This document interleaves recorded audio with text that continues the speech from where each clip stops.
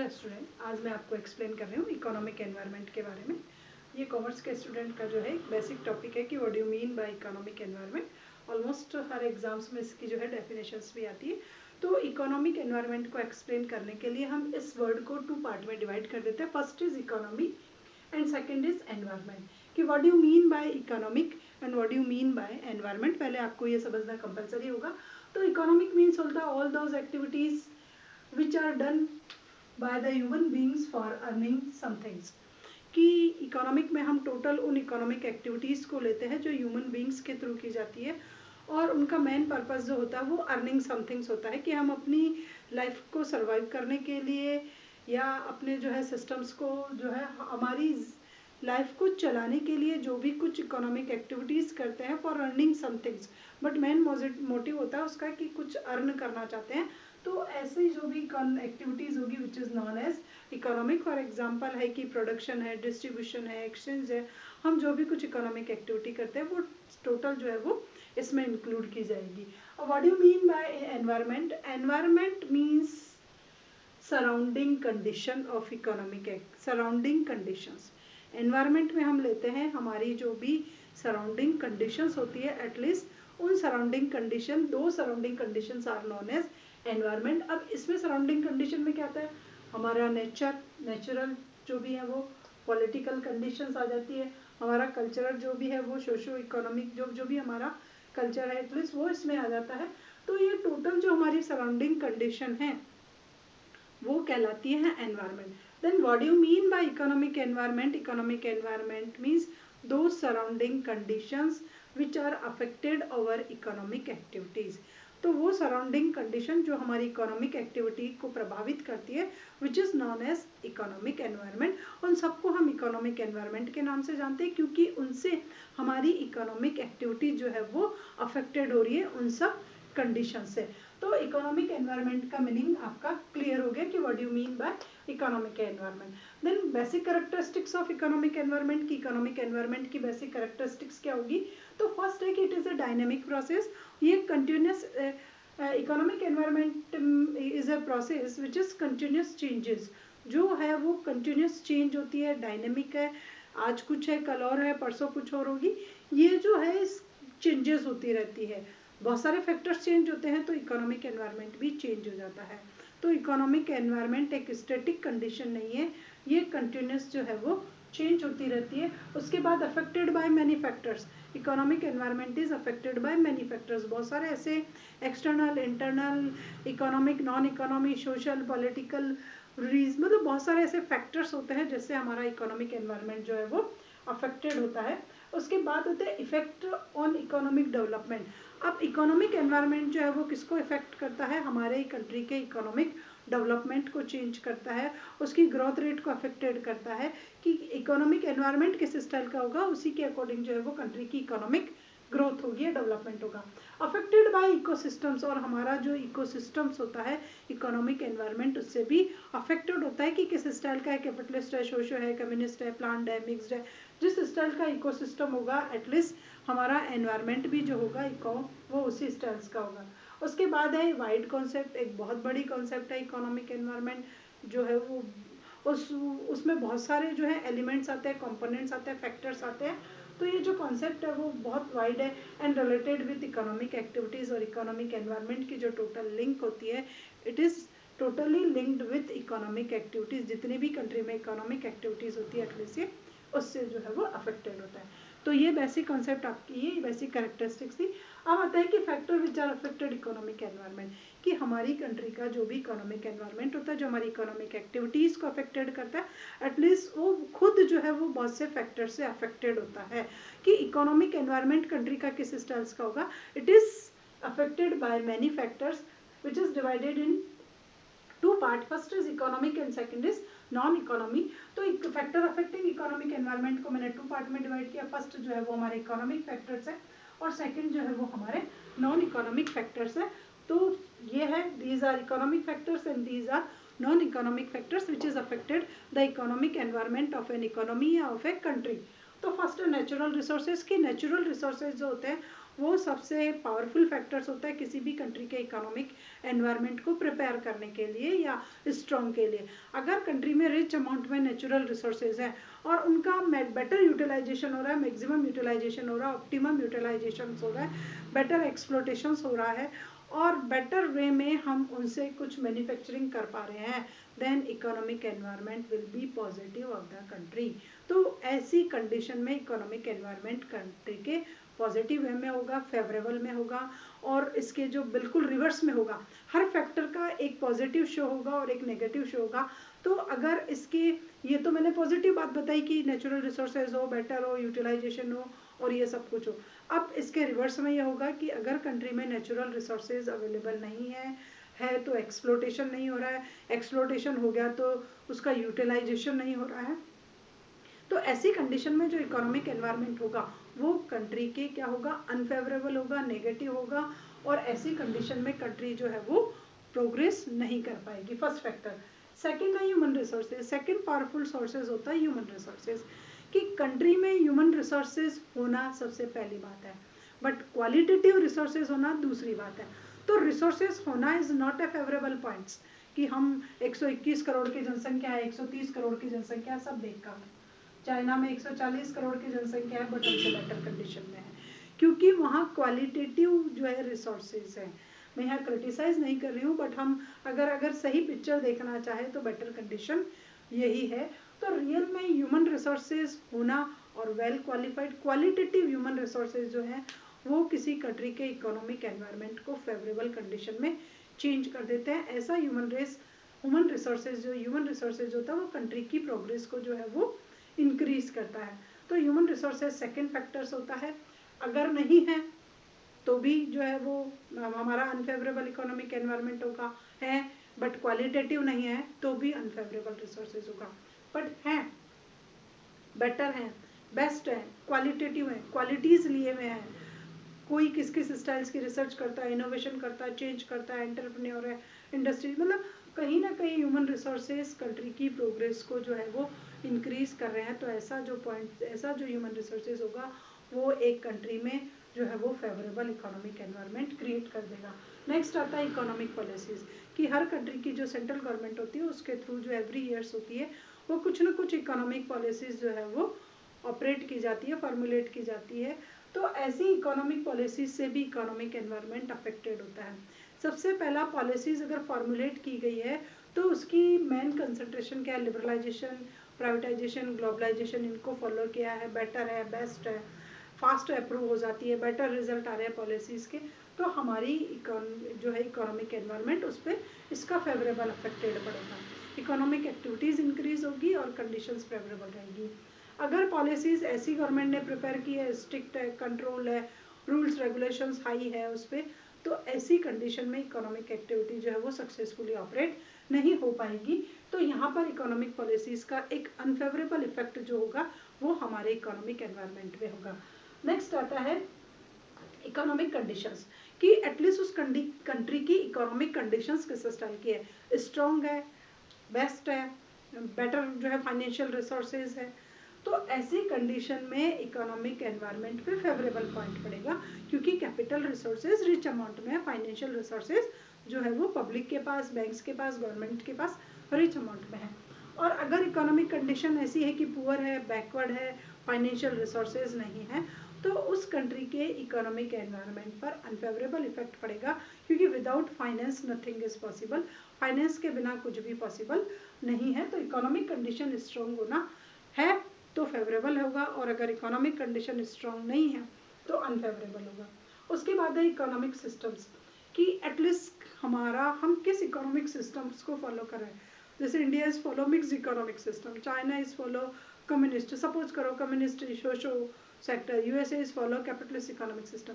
तो कंट्री का economic systems पे भी जो हमारी कंट्री का इकोनॉमिक सिस्टम होगा, it is also affected the economic environment of an economy, हमारी इकोनॉमिक एनवायरनमेंट को अफेक्टेड पड़ेगा। कि मिक्स्ड इकोनॉमी होने की वजह से बहुत public and private sector successfully running है या ऑपरेट है, यहाँ पर दोनों सेक्टर्स जो होंगे वो हमारी ग्रोथ रेट को अफेक्टेड करेंगे। अगर शो हुआ तो गवर्नमेंट सेक्टर ही करेगा, और अगर कैपिटलिस्ट हुआ तो टोटल प्राइवेट सेक्टर जो है उस पर डिपेंड करेगा। तो इस स्टाइल से ये पॉइंट्स भी जो होता है वो फेवरेबल और एक अनफेवरेबल इफेक्ट जो है वो कंट्री पर डालता है। उसके बाद है कंडीशन ऑफ टेक्नोलॉजी, कि कंट्री में टेक्नोलॉजी की कंडीशन किस स्टाइल की है। अगर हम अपडेट टेक्नोलॉजी यूज़ कर रहे हैं, बेस्ट टेक्निक यूज़ कर रहे हैं, अपडेट टेक्निक यूज़ कर रहे हैं, तो बेटर है कि टोटल जो हमारा आउटपुट आएगा, प्रोग्रेस आएगा, रिजल्ट आएगा, वो पॉजिटिव आएगी। और अगर यही ऑब्सोलेट टेक्निक्स हैं, बैकवर्ड है, ट्रेडिशनल मेथड को यूज़ कर रहे हैं, तो जो आउटपुट या जो रिजल्ट निकल करके आएगा वो लोअर कैटेगरी का आएगा। तो टेक्निक जितनी अपडेट होगी, इकोनॉमिक एनवायरनमेंट भी पॉजिटिव होगा, और टेक्निक जितनी पुअर होगी या ऑब्सोलेटेड होगी या बैकवर्ड होगी, तो एटलीस्ट इकोनॉमिक एनवायरनमेंट पे इसका जो है वो नेगेटिव इम्पैक्ट शो होगा। उसके बाद है इनोवेशंस, की कंट्री में इनोवेशंस कितना हो रहा है, इनोवेटिव आइडियाज़ कितने यूज़ हो रहे हैं, कितने रिसेंट चेंजेस होते जा रहे हैं किसी भी प्रोडक्ट को लेकर के, एक्टिविटी को लेकर के, सेटअप को लेकर के, प्लान को लेकर के। तो जितने मैक्सिमम इनोवेटिव आइडियाज़ यूज़ होंगे, अट्रैक्टिव आइडियाज़ यूज़ होंगे, उस कंट्री की प्रोग्रेस उतनी हाई होगी। तो इसका इकोनॉमिक एनवायरनमेंट पे एक जो है पॉजिटिव इम्पैक्ट पड़ेगा, फेवरेबल इम्पैक्ट पड़ेगा। और अगर कंट्री में कुछ भी इनोवेटिव्स नहीं हो रहा, एज इट इज़ वही ट्रेडिशनल मेथड चल रहा है, जो पुरानी जो थी वही सिस्टम हम आगे बढ़ाए जा रहे हैं, तो अट्रैक्शंस जो होगा इंटरनेशनल लेवल पर वो जीरो के बराबर होगा। तो एक अनफेवरेबल एनवायरनमेंट जो है इनसाइड द कंट्री और आउटसाइड द कंट्री क्रिएट हो जाएगा।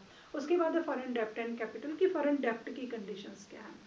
अगर डेप्ट आपने हाई अमाउंट में ले रहे हैं तो ये एक अनफेवरेबल इम्पैक्ट होगा, क्योंकि विथ इंटरेस्ट आपको उसको पे करना पड़ेगा, और उन जहाँ से आपने डेप्ट लिया एटलीस्ट उनका प्रेशर भी आपके ऊपर होगा।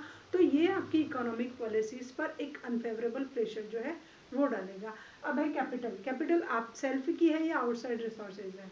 सेल्फ की कैपिटल है तो बेस्ट है, और अगर आपने आउटसाइड रिसोर्सेज से ली है तो उस पर आपका प्रेशर होने की वजह से इकोनॉमिक एनवायरनमेंट पर अनफेवरेबल इम्पैक्ट होगा।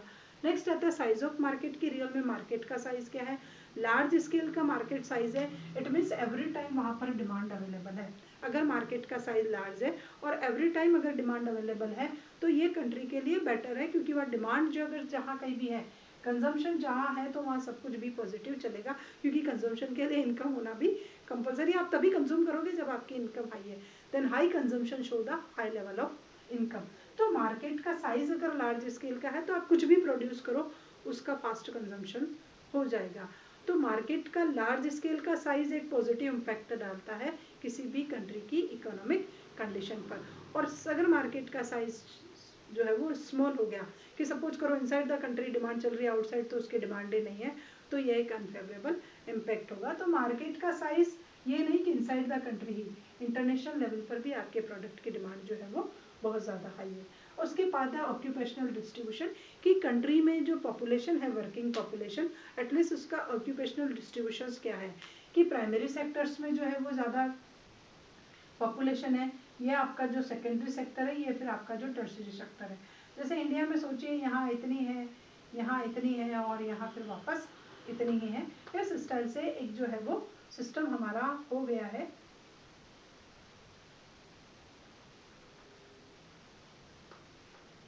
कि हमारे यहाँ जो डिस्ट्रीब्यूशन है ऑक्यूपेशनल डिस्ट्रीब्यूशन, एग्रीकल्चर में 65, इंडस्ट्रियल सेक्टर में 20 और सर्विंग सेक्टर में 50।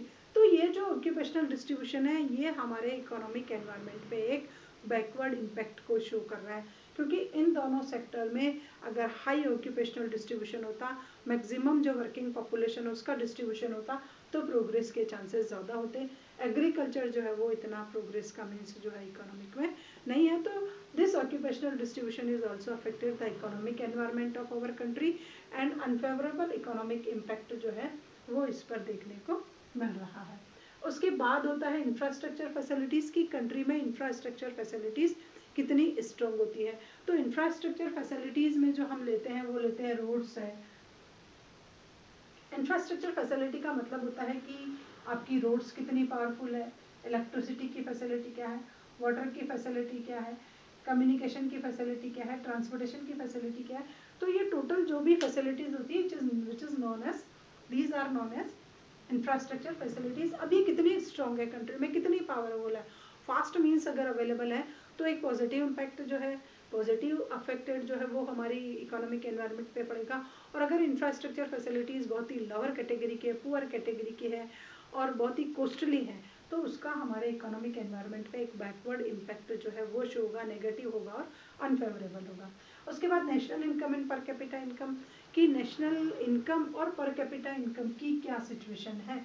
नेशनल इनकम इंक्रीज हो रही है और वेलफेयर भी इंक्रीज हो रहा है, तो हम कहेंगे कि एक फेवरेबल इम्पैक्ट पड़ रहा है।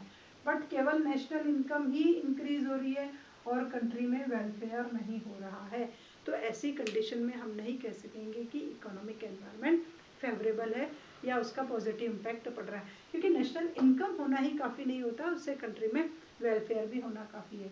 और पर कैपिटा इनकम अगर हाई है, बेटर है, बेस्ट है, तो हम कहेंगे कि पर कैपिटा इनकम का जो है वो हमारे इकोनॉमिक एनवायरनमेंट पे एक फेवरेबल इम्पैक्ट शो हो रहा है और ये उसको उस स्टाइल से अफेक्टेड पड़ रहा है। उसके बाद आता है money market and capital market.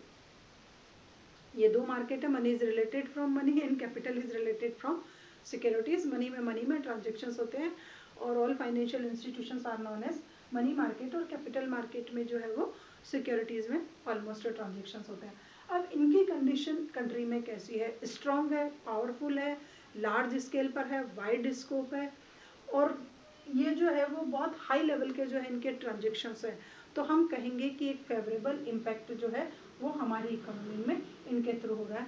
और अगर ये बैकवर्ड कंडीशन में है, पुअर कंडीशन में है, इनके थ्रू जो है वो ट्रांजेक्शन्स बहुत लोअर हो रहे हैं, तो हम कहेंगे कि इनका एक अनफेवरेबल इम्पैक्ट हमारी इकोनॉमिक में पड़ेगा। उसके बाद आते हैं टैक्स स्ट्रक्चर पे, कि टैक्स स्ट्रक्चर जो है वो कंट्री का वो प्रोग्रेसिव है या रिग्रेसिव है। टू टाइप्स का टैक्स स्ट्रक्चर होता है, डायरेक्ट ज़्यादा है या इनडायरेक्ट ज़्यादा है। तो अगर टैक्स स्ट्रक्चर इस स्टाइल का है कि प्रोग्रेसिव है, as well as your income increase the tax rates will also increase, तो हम कहेंगे कि वो बेटर है, रिचर सेक्शन पर ज़्यादा बर्डन होगी, पुअर पर ज़्यादा होगी, तो इसका फेवरेबल इम्पैक्ट होगा।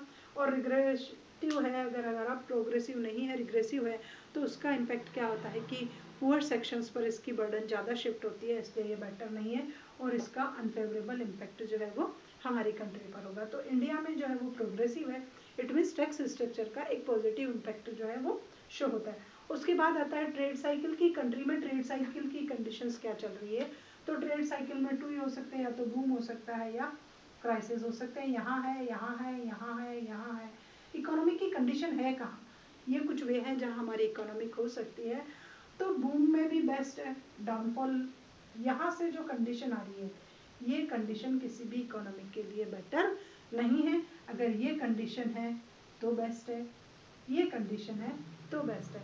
तो हमारी इकोनॉमी कहाँ जा रही है, ट्रेड साइकिल में क्या है, तेजी की ओर जा रहे हैं, मंदी की ओर जा रहे हैं, क्राइसिस आ रहे हैं या इन्फ्लेशन आ रहा है, बूम आ रहा है। तो ये भी जो है ऐसा ट्रेड साइकिल जो होता है वो भी हमारी कंट्री की जो है वो इकोनॉमिक एनवायरनमेंट को अफेक्टेड करता है। यहाँ का पॉजिटिव इम्पैक्ट होगा और यहाँ का जो इम्पैक्ट होगा वो नेगेटिव इम्पैक्ट होगा।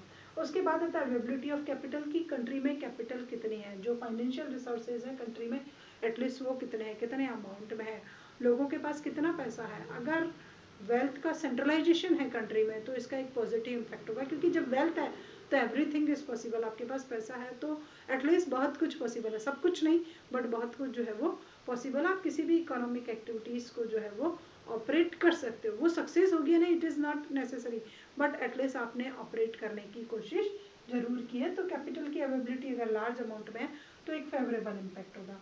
उसके बाद है distribution of income and wealth की। कंट्री में इनकम और वेल्थ का डिस्ट्रीब्यूशन किस टाइप का है, जो भी गवर्नमेंट टैक्स से इनकम लेती है उसका डिस्ट्रीब्यूशन पुअर को हो रहा है या रिच को हो रहा है। तो ऑलमोस्ट इंडिया में क्या हो रहा है, सारा का सारा डिस्ट्रीब्यूशन पुअर के पास जा रहा है और रिचर से पैसा आ रहा है। हमारी इकोनॉमी में एक कंडीशन है, रिच टैक्स देते हैं, पुअर को गवर्नमेंट सब्सिडीज दे देती है। तो गवर्नमेंट एक बार इकोनॉमिक डिस्पैरिटीज को क्लियर करने की कोशिश कर रही है, तो ऐसी कंडीशन एक फेवरेबल इम्पैक्ट जो है वो इकोनॉमी में वो शो कर रही है। तो वेल्थ का अगर अनइक्वल डिस्ट्रीब्यूशन है तो गवर्नमेंट उसको अगर इक्वल करने की कोशिश कर रही है तो एक पॉजिटिव इम्पैक्ट इकोनॉमी में पड़ेगा और हमारे इकोनॉमिक एनवायरनमेंट जो है वो हमारी इकोनॉमिक एक्टिविटी के फेवरेबल रहेगा। उसके बाद इकोनॉमिक लॉ की, हमारी कंट्री में जो डिफरेंट टाइप्स के लॉ चल रहे हैं, चाहे वो एग्रीकल्चर का लॉ हो, चाहे वो ट्रेडिंग का लॉ हो, चाहे वो इंडस्ट्रियल पॉलिसी का लॉ हो, कॉमर्शियल पॉलिसी हो, एक्सपोर्ट इम्पोर्ट, डिफरेंट टाइप्स के लॉ जो है वो कॉमर्स में ऑपरेट होते हैं। तो इन लॉ का मेन पर्पस क्या है, ये लोग किस स्टाइल से कंट्रोल कर रहे हैं, तो इकोनॉमिक एनवायरनमेंट का एक अनफेवरेबल इम्पैक्ट पड़ेगा। और इन्होंने लिबरलाइजेशन को फॉलो किया है तो इनका एक पॉजिटिव इम्पैक्ट जो है वो हमारी कंट्री के इकोनॉमिक एनवायरनमेंट पे होगा। उसके बाद आ जाता है एजुकेशन सिस्टम की। कंट्री में एजुकेशन का सिस्टम क्या है। तो ये एजुकेशन का सिस्टम जो है वो उस स्टाइल का है, यहाँ का है ये नॉन सोशो में, तो वहाँ इसको एक्सप्लेन कर दूंगी मैं। अब नॉन इकोनॉमिक में वो फैक्टर्स यूज होते हैं जिनकी लिंक इकोनॉमिक से नहीं होती है, फाइनेंस से नहीं होती है। दीज और factors are related from finance, direct इनकी लिंक फाइनेंस से होती है, बट ये फैक्टर्स होते हैं कि इनकी लिंक इनडायरेक्ट वे में फाइनेंस से जाकर के कहीं ना कहीं हो जाती है, और these are also affected the economic environment of a country. तो नॉन इकोनॉमिक में सबसे पहला हमारा सोशल कल्चर या सोशल कंडीशंस आती है कि रियल में सोसाइटी की कंडीशंस क्या है, वहाँ कौन से रूल्स रेगुलेशन चल रहे हैं, वहाँ कौन सी जो है ओपिनियन चल रहे हैं, क्या ऑर्थोडॉक्स थिंकिंग है, वही ट्रेडिशनल अप्रोच है, हम किस कस्टम को फॉलो कर रहे हैं, this is also affected the economic environment.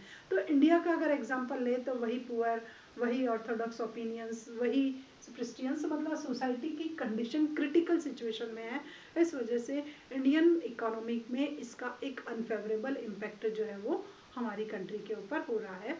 उसके बाद आता है पॉलिटिकल कंडीशन। तो पॉलिटिकल कंडीशंस तो इन रिसेंट ईयर में जो है थोड़ी सी स्ट्रांग हुई है, उससे पास्ट को अगर ले कि 50 या 60 ईयर्स को जाए तो इकोनॉमिक हमारी पॉलिटिकल कंडीशन इतनी स्ट्रांग नहीं हुई। इंटरनेशनल लेवल पर इंडियन इकोनॉमी कभी भी इतनी स्ट्रांग नहीं हुई जितनी स्ट्रांग इस गवर्नमेंट के आने के बाद हुई। तो political condition is also affected by economic environment की पॉलिटिकल कंडीशंस क्या चाह रही है, किस इंडस्ट्री को सपोर्ट कर रही है, किसको नहीं कर रही है, उसका ओपिनियन क्या है, स्टेबिलिटी कितनी है, फ्लक्चुएशन तो नहीं है, आज आई और कल गई सत्ता।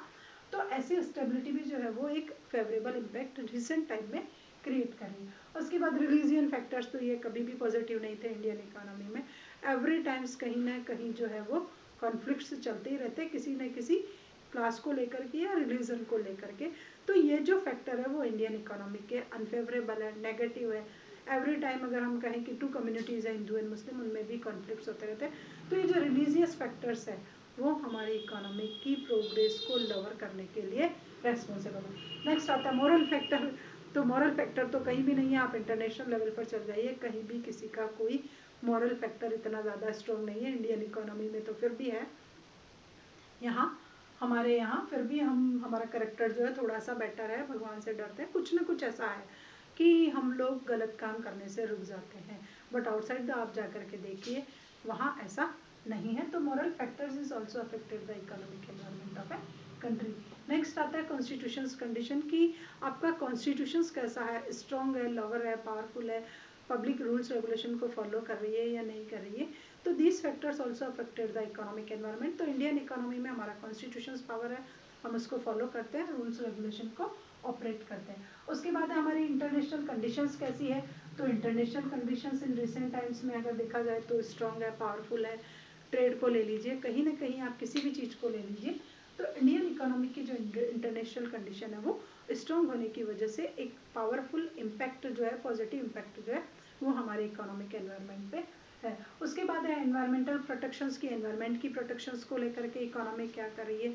अगर आपका एनवायरमेंट प्रोटेक्ट है, सेफ है, तो एक फेवरेबल इम्पैक्ट होगा, वरना आपका अनफेवरेबल होगा। उसके बाद है पॉपुलेशन का साइज, कि साइज ऑफ पॉपुलेशन कितना है, लार्ज स्केल है, लोअर है, आपकी पॉपुलेशन की साइज। तो हम तो नहीं कह सकते कि हम तो लोअर हैं, हम तो हाईएस्ट हैं, बहुत ही लोअर एरिया में बहुत हाईएस्ट पॉपुलेशन यहाँ जो है वो रह रही है, पॉपुलेशन डेंसिटी बहुत हाई है। तो पॉपुलेशन का एक अनफेवरेबल इम्पैक्ट हमारे इकोनॉमिक एनवायरनमेंट में, हाई पॉपुलेशन की वजह से हमारी पब्लिक की ईच एंड एवरी डिमांड को जो है वो फुलफिल नहीं किया जा सकता।